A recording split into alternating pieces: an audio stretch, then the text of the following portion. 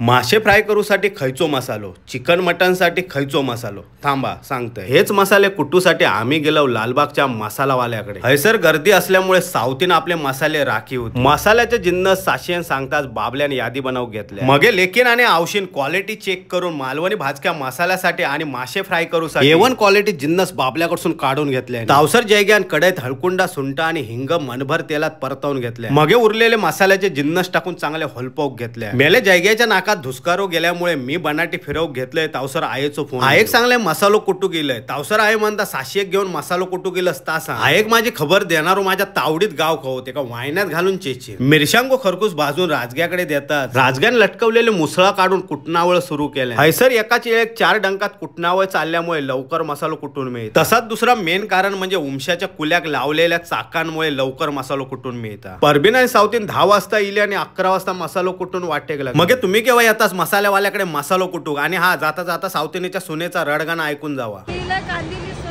मालवणी भाजको मसाला बनवू आम्ही आता मसालेवाले आणि गाव खायचं तुमचं आम्ही मालवण कट्टा खयचो मालवणचो